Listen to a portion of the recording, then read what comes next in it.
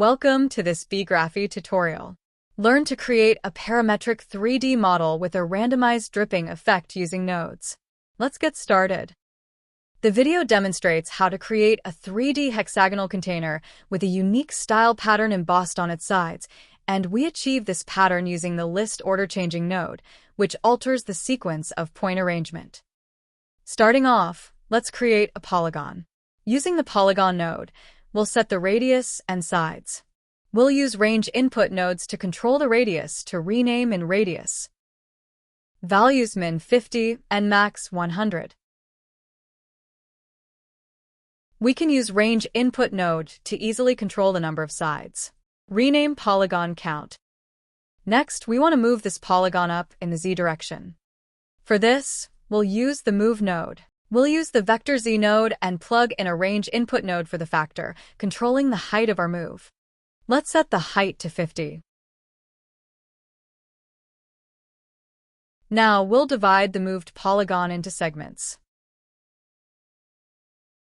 We can achieve this by using the divide by count node. We'll use another range input node to control the number of divisions. Name the count.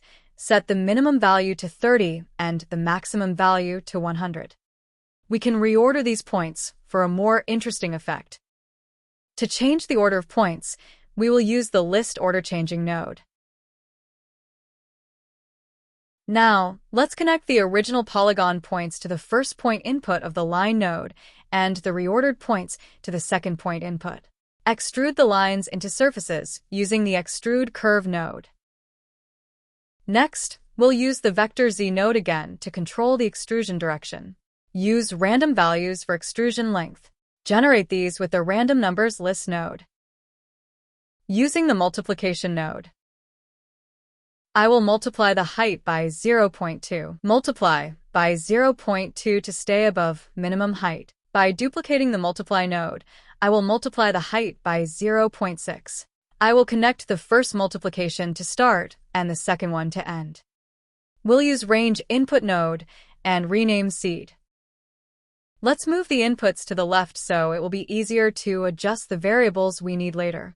But this time, we want to extrude downwards, so we'll need to reverse the direction. Use the opposite node and connect vector z node. Now, we need to create a shared surface between two polygons.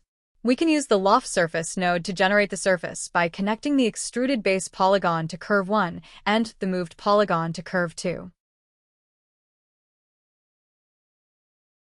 To remove the second surface from the first surface, use the Surface Difference node. Let's hide the old geometry so it won't interfere with us. Almost done. Now let's add some material to bring our shapes to life. Use the Apply Material nodes and you can adjust the color, roughness, opacity, and metallicity of the material to your liking. We applied different colors to the images to make the resulting patterns more visible. Now, let's see how all these adjustments come together in the 3D viewer. Thanks for watching. We hope this tutorial helped. For more on computational design, please like this video, subscribe to our channel, and hit the bell icon to get the notifications. See you in the next tutorial.